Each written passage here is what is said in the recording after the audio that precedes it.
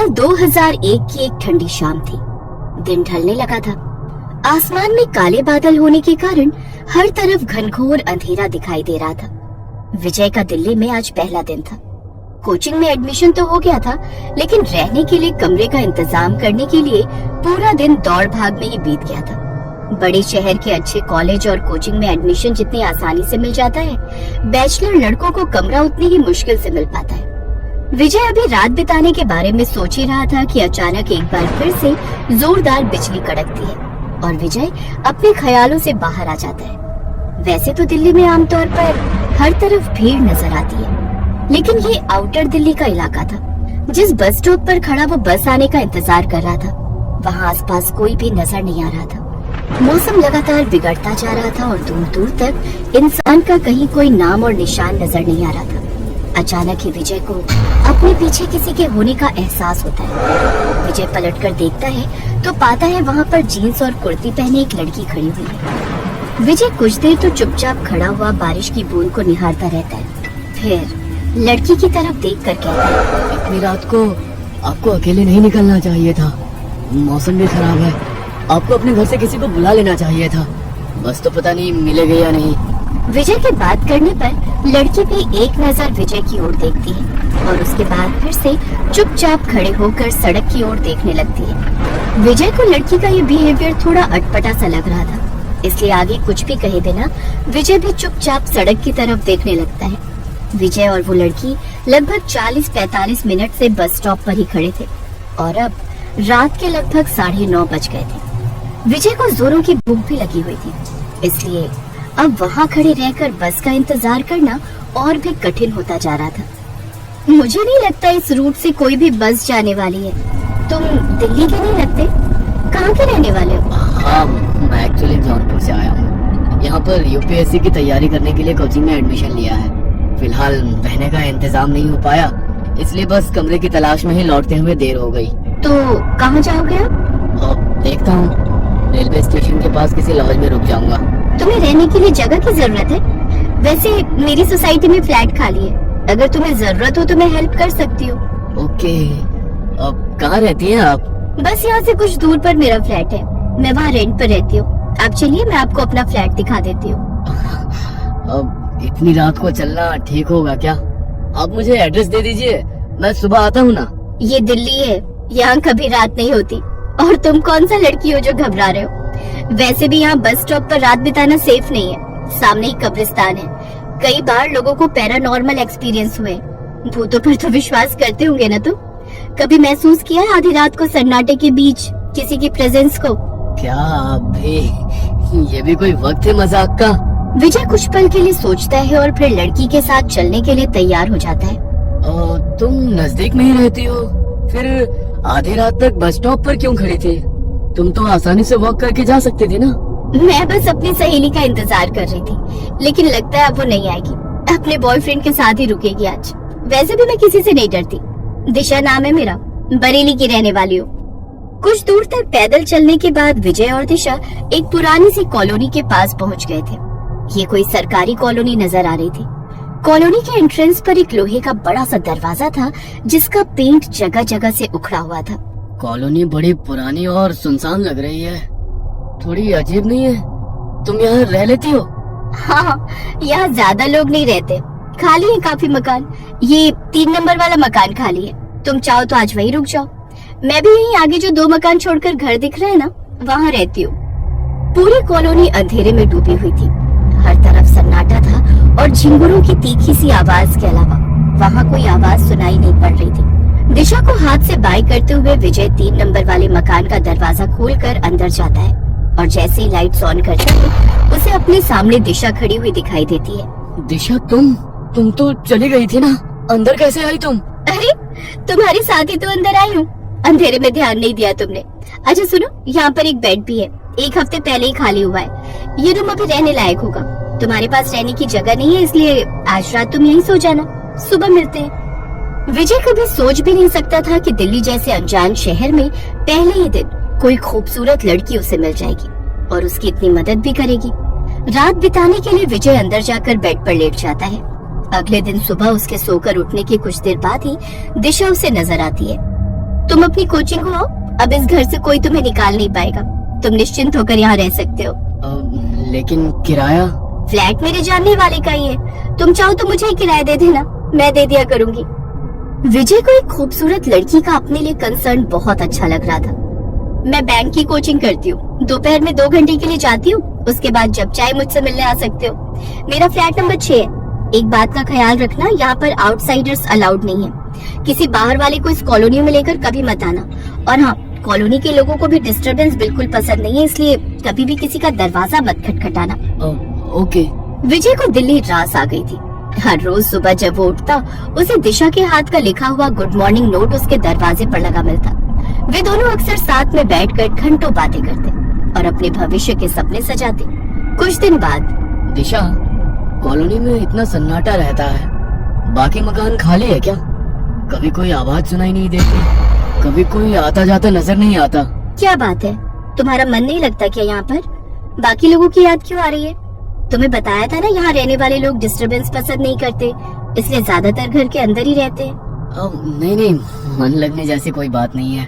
तुम हो ना मेरे पास, बस मैंने ऐसे ही पूछ लिया। विजय ने महसूस किया कि दिशा की आंखें इस बात के जवाब में थोड़ी बदल सी गई हैं और लहजा थोड़ा सख्त हो गया है। शायद दिशा पॉसेसिव हो रही है, उसे मेरा किसी और के बारे में पूछना अच्छा नहीं लगा।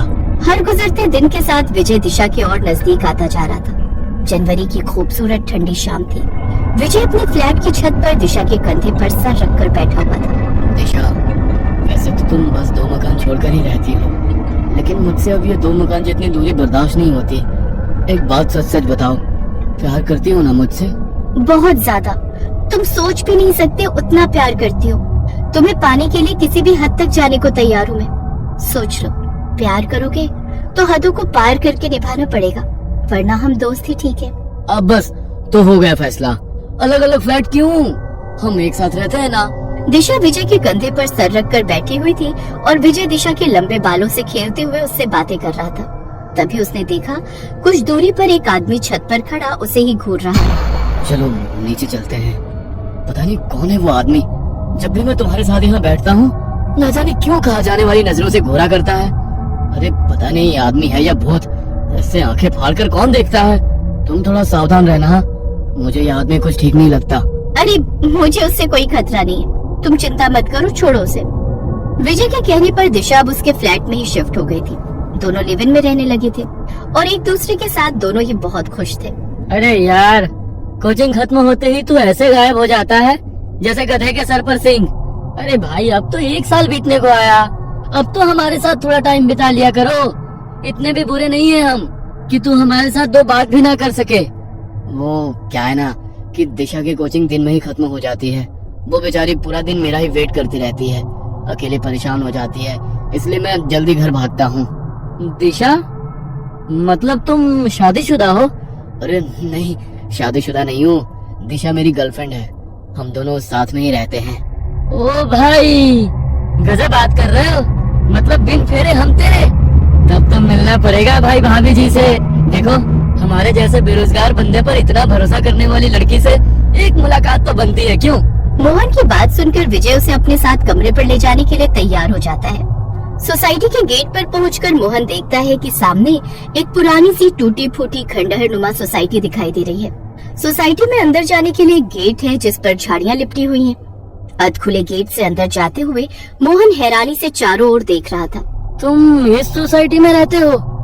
मजाक कर रहे हो ना मेरे साथ? सुबह से मजाक करने के लिए मैं ही मिला हूँ क्या तुम्हें?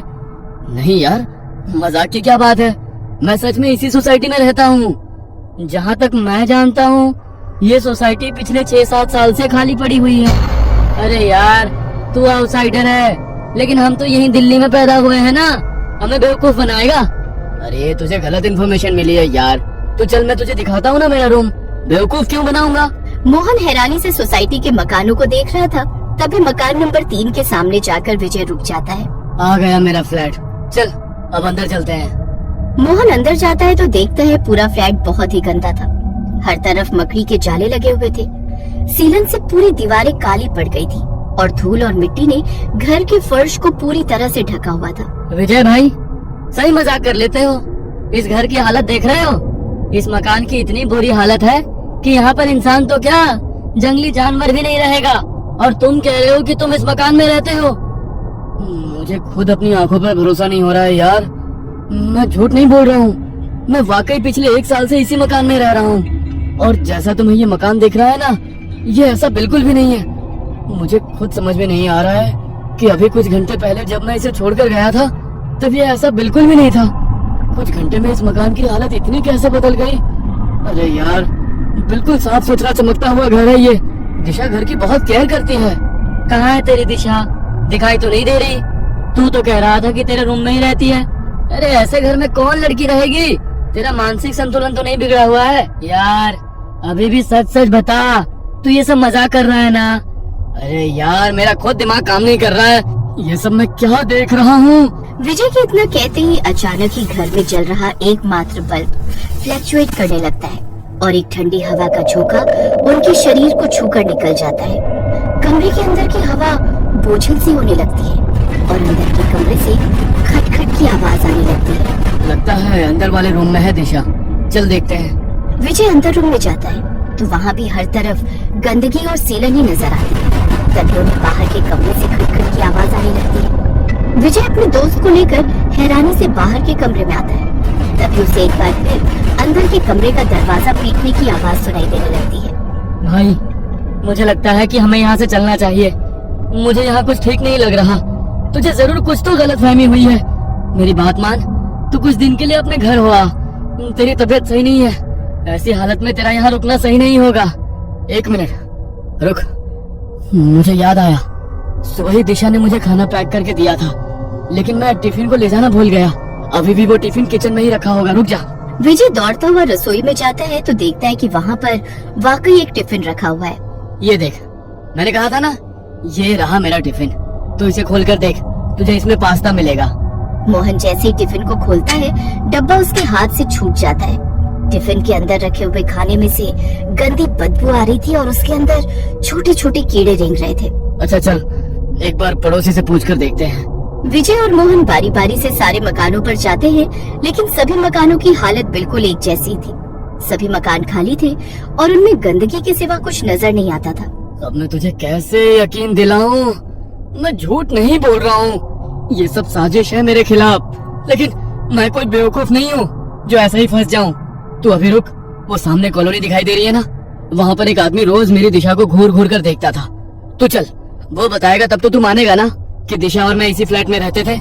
मोहन विजय के चेहरे पर एक अजीब सी बेचैनी महसूस कर पा रहा था। ऐसा लगता था वो किसी भी पल बस रो पड़ेगा। विजय का मन रखने को मोहन उसके साथ सामने वाली कॉलोनी में जाकर एक घर का दरवाजा खटखटाने लगता है।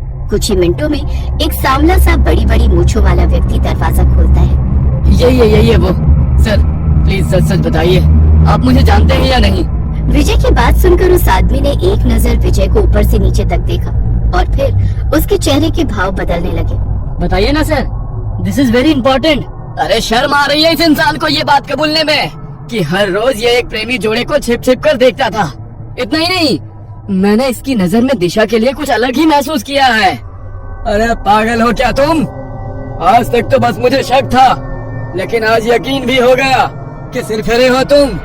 यह लड़का रोज सामने जो डीडीए के खाली फ्लैट पड़े हैं ना, उसकी छत पर बैठकर पता नहीं अकेले में क्या बड़बड़ाता रहता था। ऐसे बिहेव करता था जैसे ये किसी के साथ बैठा हो। अकेले में ही हंसता बड़बड़ाता और फिर कई बार मेरी तरफ देखकर गुस्से में मुंह फेर कर नीचे चला जाता। मुझे तो ये कोई सरफिरा पागल ही लगता था जो उन खाली पड़े खंडहरों की छत पर न जाने क्या करने जाता था। मुंह बंद करो अपना, झूठ बोलता है ये। तूने मुझे देखा लेकिन दिशा नहीं दिखाई दी तुझे? अरे मैं रोज उसके साथ ही जाता था छत पर। भाई इलाज कराओ इसका। विजय, दिशा कोई है ही नहीं, किसी ने नहीं देखा आज तक उसे। तू संभाल खुद को यार, इस बारे में जितना सोचेगा ना उतना ही खुद को परेशान करेगा। देख, मैं तेरा दोस्त हूँ, तेरा बुरा नहीं चाहता। इस समय तू बस कुछ दिन के लिए अपने घर चला जा और घर जाकर अपनी फैमिली को सब सच सच बता देना। जो कुछ तूने इतने दिन अपनी आंखों से देखा वो कुछ और नहीं, बस एक छलावा था। हम तेरे दुश्मन नहीं हैं और ये अंकल भी वही कह रहे हैं जो उन्होंने देखा है। विजय को कुछ समझ नहीं आ रहा था कि जो कुछ वो अब देख रहा है वो झूठ है या जो पिछले 1 साल से उसने देखा या जिया है वो झूठा था। अपने आप को ये समझा पाना कि पिछले 1 साल से वो एक भ्रम, एक छलावे में जी रहा था, विजय के लिए आसान बिल्कुल भी नहीं था। विजय को सब कुछ घूमता हुआ सा नजर आ रहा था। विजय भाई, जिस जगह को तुम अपना कमरा बता रहे हो ना, वो रहने लायक स्थिति में बिल्कुल भी नहीं है। तुम ऐसा करो, मेरे साथ मेरे कमरे में चलो, वहीं से अपने गांव के लिए निकल जाना। विजय ने हाँ में गर्दन हिलाई और उसके बाद मोहन उसे अपने साथ अपने कमरे पर ले गया। अगले दिन सुबह ही मोहन ने उसे उसके गांव जाने वाली बस में बिठा दिया था। मोहन अपने गांव जरूर आ गया था, लेकिन जैसे अपने आप को ही भूल गया था। वो हर समय बस अकेले में बैठा पेंसिल से एक चेहरा बनाने की नाकाम कोशिश करता रहता। विजय को अपने गांव लौटे 1 महीने का समय बीत गया था। घर में सभी लोग उसे समझा समझा कर थक गए थे कि दिशा बस उसके मन का वहम था और कुछ भी नहीं। लेकिन विजय उनकी बात मानने को तैयार नहीं था। ना तो अब उसका पढ़ाई में मन लगता था और ना ही वो किसी से बातचीत किया करता। इसी बीच एक सरकारी नौकरी में उसका चयन हो जाता है। विजय नौकरी ज्वाइन कर लेता है। काम के दबाव और गुजरते समय के साथ वो धीरे धीरे सामान्य होने लगता है। आज फिर 20 दिसंबर था, वही दिन जब पहली बार विजय दिशा से मिला था। न जाने क्यों आज विजय को बार बार दिशा का ख्याल आ रहा था। देर रात उसे ऐसा लगा जैसे दिशा उसे आवाज लगा रही है। विजय ने उठकर कमरे के बाहर देखा, लेकिन बाहर कोई नहीं था। अचानक एक बार फिर उसे छत के ऊपर से दिशा की आवाज सुनाई देती है। विजय पागलों की तरह दौड़ते हुए छत पर पहुंचता है तो देखता है सामने दिशा खड़ी उसे देखकर मुस्कुरा रही है। विजय दौड़कर उसका हाथ थाम लेता है। तुम आ गई दिशा, मुझे पता था तुम हो। कहाँ चली गई थी मुझे छोड़कर? चलो मैं सबको तुमसे मिलाता हूँ। विजय की बात सुनकर एकाएक दिशा विजय का हाथ छोड़ देती है और धीरे धीरे अपने कदम पीछे की ओर बढ़ाने लगती है। छत के आखिरी छोर पर पहुंचकर दिशा ने एक कदम और पीछे की ओर बढ़ाया और छत से नीचे लग गई। विजय के मुंह से एक जोरदार चीख निकली और वो पसीने में लथपथ बिस्तर से उठकर बैठ गया। इतने दिनों के बाद अचानक दिशा का ख्याल आया। ये क्या हो रहा है मेरे साथ? विजय की आवाज सुनकर उसकी माँ दौड़ती हुई उसके कमरे में आती है। क्या हुआ बेटा, सब ठीक है ना? हाँ, मैं ठीक हूँ माँ, आप सो जाओ। मैंने साफ सुना ये दिशा कहकर चिल्लाया था। जरूर वो चुड़ैल इसके सपने में आई होगी। अगले दिन सुबह, बेटा देख तो एक रिश्ता आया है तेरे लिए। बरेली की लड़की है, अच्छी लग रही है हमें तो। तू देखकर बता ना कैसी है। और देख बेटा, जब तक तू जीवन में आगे नहीं बढ़ेगा ना, वो अतीत के बुरे ख्याल तुझे ऐसे ही सताते रहेंगे। ठीक है माँ, जैसा आप ठीक समझो, मुझे मंजूर है। विजय के हाँ बोलने पर जल्द ही विजय की पूरी फैमिली सगाई के लिए दृष्टि के घर पहुंच जाती है। जाओ बेटा, दामाद जी को घर दिखा कर ले आओ। दृष्टि विजय को ऊपर का फ्लोर दिखाने ले जाती है। ऊपर के कमरे में जाकर एकाएक एक तस्वीर को देखकर विजय के पांव वहीं जम जाते हैं। अरे क्या हुआ? ये मेरी दीदी दिशा की तस्वीर है। 5 साल पहले पढ़ाई करने के लिए दिल्ली गई थी। वो किसी लड़के से प्यार करती थी, लेकिन उसने धोखा दिया और उन्हें छोड़कर चला गया। दीदी इंतजार करती रही उसका, लेकिन जब वो लौट कर नहीं आया तो उन्होंने हताश होकर आत्महत्या कर ली। मौत हो गई है इनकी? कब? मतलब कब हुई? 4 साल पहले, लेकिन वो हमारे आसपास ही है। मैं अपनी दी को महसूस कर सकती हूँ। बहुत गहरा बॉन्ड था हम दोनों में। क्या हुआ, आप ठीक तो है ना? प्लीज नीचे चले, मुझे कुछ ठीक नहीं लग रहा। पता नहीं ये इत्तेफाक था या कुछ और।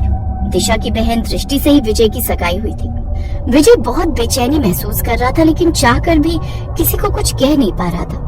और कहता भी तो कौन यकीन करता उसकी बात पर। यूं ही बेचैनी में महीने भर का समय बीता और शादी का दिन भी आ गया। शादी के बाद दृष्टि विजय के कमरे में बैठी घूंघट में चेहरा छिपाए उसका इंतजार कर रही थी। कमरे में विजय के कदमों की आहट होती है तो दृष्टि थोड़ा और संभल कर बैठ जाती है। कुछ पलों के बाद विजय दृष्टि का घूंघट उठाता है। मैंने कहा था ना जान, तुम्हारा साथ मैं मरकर भी नहीं छोड़ूंगी। बहुत लंबा इंतजार कराया तुमने, अब कोई भी हमें अलग नहीं कर पाएगा। इतना कहकर दृष्टि जोर जोर से हंसने लगी। विजय को पहचानते देर न लगी कि ये आवाज दृष्टि की नहीं बल्कि दिशा की है। कांपते हाथों से वो बिस्तर से उठकर दूर खड़ा हो गया था। दृष्टि की पुतलियां धीरे धीरे सफेद हो रही थी। चेहरा भयावह और निस्तेज दिखाई पड़ रहा था। धीमे कदमों से वो विजय की ओर बढ़ रही थी और विजय कांपते शरीर के साथ जमीन पर गिर गया था। प्यार करती हो ना मुझसे? बहुत ज्यादा। तुम सोच भी नहीं सकते उतना प्यार करती हूँ। तुम्हें पाने के लिए किसी भी हद तक जाने को तैयार हूँ मैं। सोच लो, प्यार करोगे तो हाथों को पार करके निभाना पड़ेगा, वरना हम दोस्त ही ठीक है। अब बस, तो हो गया फैसला।